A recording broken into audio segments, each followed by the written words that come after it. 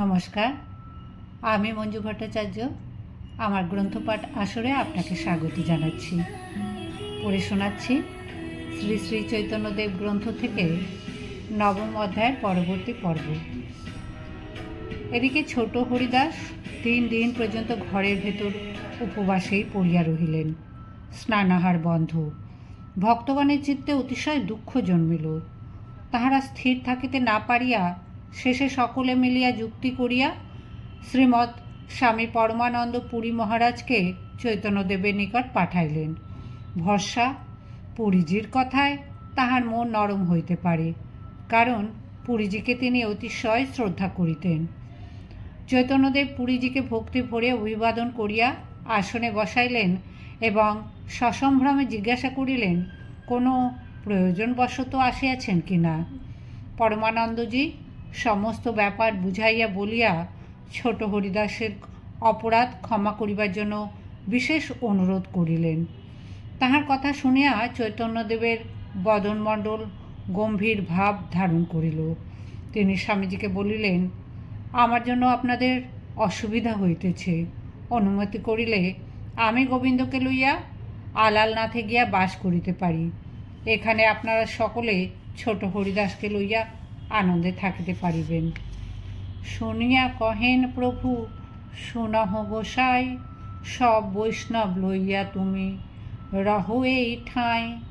মোরে আজ্ঞা দেও মুই যাই আলালনাথ, একেলা রহিব তাহা গোবিন্দ মাত্র সাথ। চৈতন্যদেব গোবিন্দকে ডাকিয়া আলালনাথ যাইতে উদ্যোগী হইলেন দেখিয়া পরমানন্দজির প্রাণ উড়িয়া গেল। তখন সুমধুর বাক্যে তাহাকে শান্ত ও নিবৃত্তি করিয়া স্বামীজি বিদায় লইলেন। স্বরূপ উপায়ান্তর না দেখিয়া অগত্যা ভক্তগণ সহ ছোট হরিদাসের কুঠিয়াতে উপস্থিত হইলেন। সকলের প্রবোধ বাক্য ও সান্ত্বনাতে তাহার মনে খুব ভরসা হওয়ায় দরজা খুলিয়া হরিদাস ভক্তগণের সহিত কথাবার্তা বলিলেন এবং স্নানহার করিয়া তাহার শরীর সুস্থ হইল। সেই অবধি ছোট হরিদাস চৈতন্যদেবকে দূর হইতে দর্শন ও প্রণাম করিতেন। বিশেষত তিনি যখন সমুদ্রে স্নান করিতে যাইতেন সেই সময়। তিনি কিন্তু তাহার দিকে মোটেই লক্ষ্য করিতেন না। হরিদাসের ভরসা ছিল তিনি ক্রমে ক্রমে তাহার প্রতি প্রসন্ন হইবেন, কথাবার্তা বলিবেন। কিন্তু অনেক দিন গত হইলেও চৈতন্যদেব তাহাকে উপেক্ষা করিয়াই চলিতে লাগিলেন। দেখিয়াও দেখেন না, সম্মুখে পড়িলেও পাশ কাটাইয়া চলিয়া যান। একটি কথা পর্যন্ত জিজ্ঞাসা করেন না। হরিদাসের নিজ জীবনে ধিক্কার উপস্থিত হইল। কাহাকেও কিছু না বলিয়া একদিন গোপনে উত্তর পশ্চিমের দিকে চলিয়া গেলেন। ইহার কিছুকাল পরে নববর্ষ উপস্থিত। বৎসরের প্রথম দিনে চৈতন্যদেবের শুভ আশীর্বাদ গ্রহণ ও দর্শন প্রণাম করিবার জন্য ভক্ত সজ্জনগণ সমবেত হইয়াছেন। ছোট বড়, নবীন প্রাচীন সকল ভক্তগণকে দেখিয়া তাহার অন্তরে খুব আনন্দ হইয়াছে। আজ তাহার হৃদয়ের অপার করুণার উৎস শতধারে উচ্ছ্বসিত। ভক্তগণের নিজ নিজ অভিলাষ অনুযায়ী সকলেরই আকাঙ্ক্ষা পূর্ণ করিতেছেন। এমন সময় এই আনন্দের মেলাতে আশ্রিত ভক্ত ছোট হরিদাসের জন্য সঞ্চিত স্নেহ ভালোবাসা অকস্মাৎ উৎসারিত হইয়া পড়িল। ব্যাকুল হইয়া চৈতন্যদেব বলিয়া উঠিলেন, ছোট হরিদাস কোথায়? তাহাকে ডাকিয়া আনো। এতকাল পরে হরিদাসের প্রতি তাহার টান দেখিয়া ভক্তগণের হৃদয় বিগলিত হইল। তাহারা করুণ স্বরে নিবেদন করিলেন, প্রভু, ছোট হরিদাস কাহাকেও কিছু না বলিয়া গোপনে পুরী ছাড়িয়া কোথায় চলিয়া গিয়াছেন। আমরা তাহার খবর কিছুই জানি না। হরিদাসের নিরুদ্দেশ বার্তা শুনিয়া চৈতন্যদেব মর্মাহত হলেন।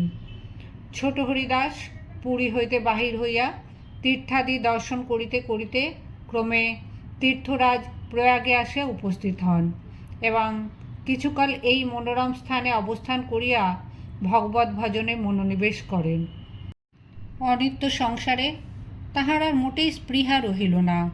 চৈতন্যদেবের সঙ্গলাভে বঞ্চিত হইয়া এখন জীবন ধারণেও বিতৃষ্ণা উপস্থিত হইল।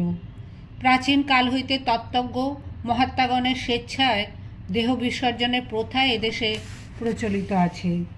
সর্পের নির্মুখ পরিত্যাগের ন্যায় তাহারা জীবের সর্বাপেক্ষা প্রিয় এই দেহকে অনায়াসে পরিত্যাগ করেন। হিমালয়ে, ত্রিবেণীতে, গোবর্ধনে, জগন্নাথের রথচক্রের নিচে এইরূপে কেহ কেহ দেহত্যাগ করিয়াছেন বলিয়া শোনা যায়।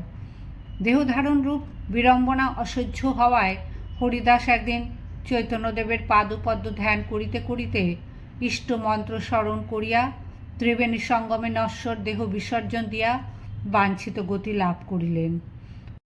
হরিদাসের জন্য পুরীর ভক্তগণ বিশেষ চিন্তিত ছিলেন।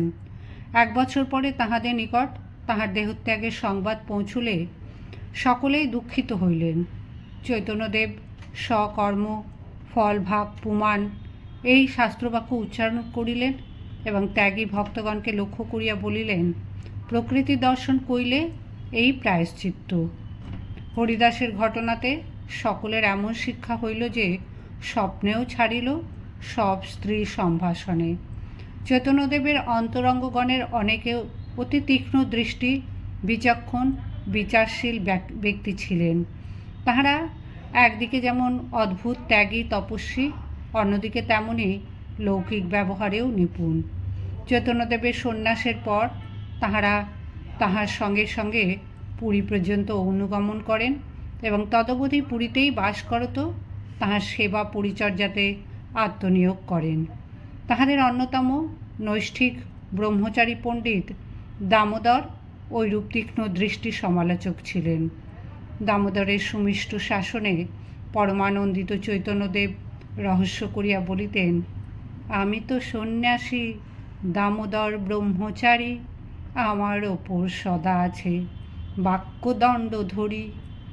চাল চলনে কথাবার্তায় যাহাতে কোনো লোক চৈতন্যদেবের অকলঙ্ক শুভ্র চরিত্রের বিন্দুমাত্র কলিমা লেপন করিতে না পারে, সেজন্য তীক্ষ্ণ দৃষ্টি দামোদর সর্বদা নজর রাখিতেন। একসময় পুরীর একটি পিতৃহীন অল্পবয়স্ক ব্রাহ্মণ বালক চৈতন্যদেবের নিকট যাতায়াত আরম্ভ করে। প্রিয়দর্শন সুশীল বালকের ভক্তিভাব দেখিয়া তিনিও তাহার প্রতি বিশেষ অনুগ্রহ ও স্নেহ প্রদর্শন করিতেন। পিতৃহীন বালক আদর পাইয়া সন্ন্যাসীর প্রতি অতিশয় আকৃষ্ট হইল এবং ঘন ঘন আসিতে লাগিল। দূরদর্শী দামোদর এইভাবে বালকের ঘন ঘন যাতায়াত এবং চৈতন্যদেবের সহিত মেলামেশা পছন্দ করিতেন না। কিছুকাল পরে দামোদর যখন শুনিলেন বালকের বিধবা মাতা ভক্তিমতী হইলেও বয়স অল্প এবং পরমা সুন্দরী, তখন তিনি আর চুপ করিয়া থাকা সঙ্গত মনে করিলেন না। বালকের সঙ্গে সন্ন্যাসীর বেশি পীড়িত দেখিলে লোকের মনে সন্দেহ হওয়া বিচিত্র নহে। তাহার প্রাণাধিক প্রিয় অকলঙ্ক চাঁদের কলঙ্কের আশঙ্কা করিয়া দামোদর চৈতন্যদেবকে বালকের সঙ্গে মিশিতে নিষেধ করিলেন। তাহাকে বিশেষ রূপে সাবধান করিয়া স্পষ্টবক্তা দামোদর বলিলেন, পণ্ডিত হইয়া কেনে বিচার না করো, রাণ্ডি ব্রাহ্মণের বালকে প্রীত কেন করো? যদ্যপি ব্রাহ্মণী সেই তপস্বিনী সতী, তথাপি তাহার দোষ সুন্দরী যুবতী। তুমিও পরম যুবা, পরম সুন্দর, লোক কানাকানি যাতে দেহ অবসর। দামোদরের দূরদর্শিতা, বিচক্ষণতা ও অসীম ভালোবাসা দেখিয়া চৈতন্যদেবের অন্তর অতিশয় পুলকিত হইল। তিনি কৃতজ্ঞতা প্রকাশপূর্বক ভক্তগণের নিকট দামোদরের বিশেষ প্রশংসা করিলেন এবং বালকের সঙ্গে সম্পর্ক একেবারে ত্যাগ করিলেন। উক্ত ঘটনাতে চৈতন্যদেবের অন্তরে দামোদরের প্রতি গভীর শ্রদ্ধা বিশ্বাস উৎপন্ন হওয়ার সঙ্গে সঙ্গে অপর একটি কথার উদয় হইল। দামোদরের তীক্ষ্ণ দৃষ্টি এখানে তাহাকে রক্ষা করিতেছে, কিন্তু নবদ্বীপে মিশ্র পরিবারে যদি কিছু হয়, সেখানে তো এরূপ বিচক্ষণ অভিভাবক কেহ নাই। একদিন চৈতন্যদেব দামোদরকে নিভৃতে ডাকিয়া স্বীয় অন্তরের কথা ব্যক্ত করিলেন এবং নবদ্বীপে গিয়া শচীদেবীর নিকটে বাস করিবার জন্য তাহাকে বিশেষ অনুরোধ জানাইলেন। দামোদরের জন্মস্থান নবদ্বীপে, মিশ্র পরিবারের সন্নিকটে। ব্রাহ্মণ সন্তান, অবিবাহিত, নৈষ্ঠিক ব্রহ্মচারী, বাল্যকাল হইতে দামোদর চৈতন্যদেবের বিশেষ অনুগত। তাহার সঙ্গলাভের আশাতে পুরীবাসী হইয়াছেন। এখন তাহাকে ছাড়িয়া যাওয়া অতীব কষ্টসাধ্য বুঝিলেও চৈতন্যদেব শচীদেবীর কাছে গিয়া থাকার জন্য অনুরোধ করিয়া বলিলেন, তোমা বিনা তাহার রক্ষক নাহি দেখিয়ার, আমাকেই যাতে তুমি কইলে সাবধান। তোমা সম নিরপেক্ষ নাহি মোর গণে, নিরপেক্ষ না হইলে ধর্ম নাই যারা ক্ষণে। আমা হইতে যে না হয় সে তোমা হইতে হয়, আমাকে করিলে দণ্ড আনকে বা হয়। মাতার গৃহে রহ, যাহ মাতার চরণে, তব আগে নাহিকার স্বচ্ছন্দাচরণে। মধ্যে মধ্যে কভু আসিও আমার দর্শনে, শীঘ্র করি পুনঃ তাহা করিও গমনে। মাতাকে কহিও মোর কোটি নমস্কারে, মোর সুখ কথা কহি সুখ দিও তাঁরে। চৈতন্যদেবের স্বনির্বন্ধ অনুরোধ দামোদর উপেক্ষা করিতে পারিলেন না। শ্রী শ্রী জগন্নাথ দেবকে সাষ্টাঙ্গ প্রণাম ও তাহার আশীর্বাদ প্রার্থনা করিয়া শুভ দিনে নবদ্বীপ যাত্রা করিলেন। বিদায়কালে চৈতন্যদেব তাহাকে প্রেমালিঙ্গনে বদ্ধ করিয়া বিশেষ প্রীতি ভালোবাসা দেখাইলেন। জননের উদ্দেশ্যে সাষ্টাঙ্গ প্রণাম নিবেদন করিয়া জননী ও ভক্তগণের জন্য পৃথক পৃথকভাবে মহাপ্রসাদ তাহার সঙ্গে পাঠাইলেন। নবদ্বীপে উপস্থিত হইয়া দামোদর শচীদেবীর চরণে দণ্ডবৎ প্রণামানন্তর চৈতন্যদেবের অভিপ্রায় নিবেদন করিলেন। ইহাতে বৃদ্ধার প্রাণে অতিশয় আনন্দের সঞ্চার হইল। সন্ন্যাসী হইয়াও নিমাই তাহাদের মঙ্গলের জন্য চিন্তা করেন জানিয়া শচীমাতা স্নেহে বাৎসল্যে বিগলিত হইলেন। দামোদর ক্রমে ক্রমে আচার্য অদ্বৈত ও অন্যান্য ভক্তগণের সঙ্গে দেখা সাক্ষাৎ করিয়া চৈতন্যদেবের শুভেচ্ছা জানাইলেন। তাহাদের প্রতি সন্ন্যাসীর অহেতুক ভালোবাসা দেখিয়া সকলেই অতিশয় উৎফুল্ল হইলেন এবং সকৃতজ্ঞ চিত্তে দামোদরকে আদর যত্ন করিলেন।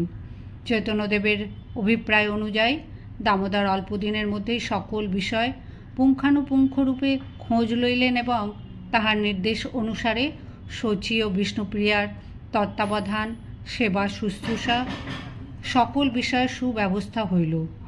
ভক্তগণও অনেক বিষয় তাহার নিকট শিক্ষা পাইলেন। দামোদর আগে স্বাতন্ত্র না হয় কাহার, তাঁর ভয় সবে করে সংকোচ ব্যবহার। প্রভুগণে যারে দেখে অল্প মর্যাদা লঙ্ঘন, বাক্যদণ্ড করি করে মর্যাদা স্থাপন। তদবধি দামোদর পণ্ডিত নবদ্বীপবাসী হইলেও প্রতি বৎসর রথযাত্রার সময় গৌড়ীয় ভক্তগণ সহ পুরীতে গমন করিয়া চৈতন্যদেবের সঙ্গে মিলিত হইতেন।